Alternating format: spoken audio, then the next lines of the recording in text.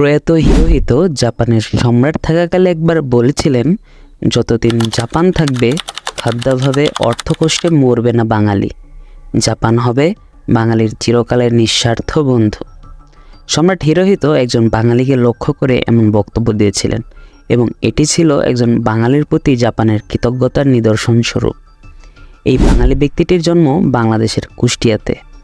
সবাইকে স্বাগতম আমাদের আজকের এই ভিডিওতে। আজ আমরা জানাবো কিভাবে একজন বাঙালি বিচারকের দক্ষতায় জাপান বাংলাদেশের অকৃত্রিম বন্ধুতে পরিণত হয়।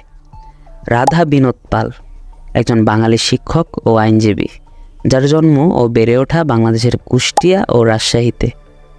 যদিও তিনি দেশভাগের পর ভারতের নাগরিক হয়েছিলেন। প্রায় 25 লক্ষ মানুষের সম্মানে টোকিওর চিয়োদা অঞ্চলে 1867 সালে প্রতিষ্ঠিত হয়েছিল ইয়াসুকুনি স্মৃতিসৌধ।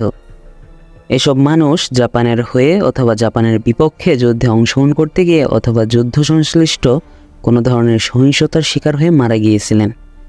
এখানে একটিমাত্র স্মৃতিস্তম্ভ ছিল ব্যতিক্রম, যার স্মরণে এটি তৈরি। তিনি এই ধরনের কোনো যুদ্ধ বা সহিংসতায় নিহত হননি। এই স্মৃতিস্তম্ভটি হলো রাধা বিনোদ পালের।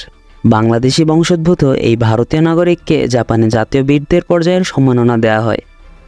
দ্বিতীয় বিশ্বযুদ্ধের পর জাপানের সেনাবাহিনীর শীর্ষ নেতাদের যুদ্ধাপরাধ ও মানবতাবিরোধী অপরাধের দায়ে যে আন্তর্জাতিক ট্রাইব্যুনালে বিচারের সম্মুখীন করা হয়, সেই ট্রাইব্যুনালের 11 জন বিচারকের একজন ছিলেন রাধা বিনোদ পাল। ওই ট্রায়ালে 11 জন বিচারকের মধ্যে শুধুমাত্র রাধা বিনোদ পালই জাপানের পক্ষে অবস্থান নিয়ে রায় দিয়েছিলেন।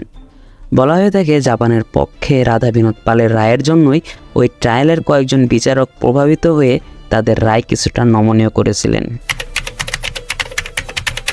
রাধা বিনোদ পালের জন্ম 1886 সালে কুষ্টিয়ার দৌলতপুরের সালিমপুর গ্রামে। রাধা বিনোদ যখন শিশু তখনই তার বাবা সন্ন্যাস গ্রহণ করেন। রাধা বিনোদের শৈশব ও কৈশোর কাটে চরম দারিদ্র্যের মধ্যে।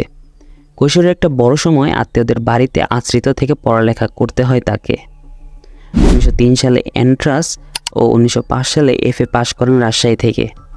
কলকাতা প্রেসিডেন্সি কলেজ থেকে গণিতে অনার্স পাশ করেন 1908 সালে। রাধা বিনোদ পাল তার কর্মজীবন শুরু করেন ময়মনসিংহের আনন্দমোহন কলেজের গণিতের শিক্ষক হিসাবে। শিক্ষকতার পাশাপাশি তিনি আইন বিষয়ে পড়াশোনা চালিয়ে যান। দায়িত্ব পালন করেন কলকাতা ল কলেজের অধ্যাপক হিসাবেও। 1944 থেকে 1946 সাল পর্যন্ত কলকাতা বিশ্ববিদ্যালয়ের উপাচার্য হিসেবেও দায়িত্ব পালন করেন তিনি। রাধা বিনোদ 1946 সালে কর্মজীবন থেকে অবসর নিয়ে কুষ্টিয়ার দৌলতপুরের সালিমপুরে ফিরে আসেন। কিন্তু সেই বছরই এপ্রিল মাসে তিনি আন্তর্জাতিক সামরিক ট্রাইব্যুনালে যোগ দেওয়ার আমন্ত্রণ পান। রাধা বিনোদ পালের মৃত্যু হয় 1967 সালে। দ্বিতীয় বিশ্বযুদ্ধের সময়ই বিজয়ী মিত্রশক্তি সিদ্ধান্ত নেয় যে যুদ্ধাপরাধ ও যুদ্ধের সময় সংঘটিত বিভিন্ন অপরাধের জন্য প্রভাবশালী রাজনীতিবিদ, সেনা কর্মকর্তা ও যুদ্ধাপরাধের সাথে সংশ্লিষ্ট আরও কিছু ব্যক্তিকে বিচারের আওতায় আনবে। 1945 সালে লন্ডন সনদের মাধ্যমে প্রতিষ্ঠা করা হয় আন্তর্জাতিক মিলিটারি ট্রাইব্যুনাল। দ্বিতীয় বিশ্বযুদ্ধের মিত্রপক্ষে থাকা দেশগুলো ছাড়াও অন্তত 20টি দেশ ওই চুক্তির অংশ ছিল। নুরেমবার্গ ট্রায়ালের ধারাবাহিকতা অনুসরণ করে পরবর্তীতে প্রতিষ্ঠা করা হয় international military tribunal for the far east, যেটি টোকিও ট্রায়াল হিসাবেও পরিচিত। টোকিও ট্রায়ালে 11 জন বিচারককে অংশগ্রহণ করার জন্য আমন্ত্রণ জানানো হয়। সেই 11 জন বিচারকের মধ্যে একজন ছিলেন রাধা বিনোদ পাল।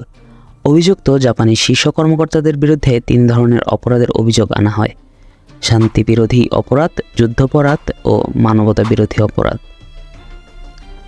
ট্রাইব্যুনালের অধিকাংশ বিচারক যুদ্ধাপরাধ, মানবতা বিরোধী অপরাধ এবং শান্তি বিরোধী অপরাধের দায়ে জাপানের নেতাদের দোষী সাব্যস্ত করলেও রাধা বিনোদ পালের রায় ছিল তাদের বিপরীত। ট্রাইব্যুনালের রায়ের বিরুদ্ধে রাধা বিনোদ পালের প্রধান প্রশ্ন ছিল, যারা জাপানের বিরুদ্ধে যুদ্ধ করেছে তাদের নিজেদের পছন্দ অনুযায়ী ট্রাইব্যুনাল গঠন করার এবং নিজেদের শর্ত অনুযায়ী পরাজিত শত্রুদের বিচার করার নৈতিক অধিকার আছে কিনা। রাধা বিনোদ পালের বক্তব্য ছিল, ট্রায়ালে জাপানকে যেসব অপরাধের জন্য অভিযুক্ত করা হচ্ছে, অভিযোগকারী পক্ষরা নিজেরাই সেসব অপরাধ সংগঠন করে আসছে দীর্ঘদিন যাবৎ। বিচারক রাধা বিনোদ পাল তার রায়ে মন্তব্য করেন যে তৎকালীন সময়ে যুক্তরাজ্য, ফ্রান্সের মতো যেসব দেশের উপনিবেশ ছিল বিভিন্ন অঞ্চলে, সেসব দেশের মানুষের উপর যুদ্ধকালীন সময় ছাড়াও তারা শান্তি বিরোধী ও মানবতা বিরোধী অপরাধ সংগঠন করেছে। এছাড়াও জাপানের বিরুদ্ধে আনা অপরাধের অভিযোগে অপরাধের মাত্রা অতিরঞ্জিত করেও উপস্থাপন করা হয়েছে বলেও তার বিচারে মত প্রকাশ করেন তিনি। মজার বিষয় হলো রাধা বিনোদ পালের 800 পৃষ্ঠার রায়টি প্রকাশিত হওয়ার সাথে সাথেই জাপানে সেটিকে নিষিদ্ধ করে অধিগ্রহণকারী মার্কিন বাহিনী। আর ঠিক যেদিন মার্কিন বাহিনী জাপান ছেড়ে যায় ঠিক সেদিন রায়টি জাপানে প্রকাশিত হয়। পরবর্তীতে রাধা বিনোদ পাল দুবার জাপানের রাষ্ট্রীয় অতিথি হিসাবে সফর করেন। 1966 সালের অক্টোবরে জাপানের সম্রাট হিরোহিতো তাকে জাপানের সর্বোচ্চ একাডেমিক খেতাব first order of sacred treasure প্রদান করেন। টোকিও ট্রায়াল ধাপে এই বাঙালি বিচারকের দৃঢ় অবস্থানের কারণেই জাপান অনেক কম ক্ষতিপূরণের ওপর বেঁচে গিয়েছিল। নয়তো যে ক্ষতিপূরণের বোঝা মিত্রপক্ষ অন্য বিচারকরা চাপিয়ে দিতে চেয়েছিলেন তার দায় এখন পর্যন্ত টানতে হতো জাপানকে।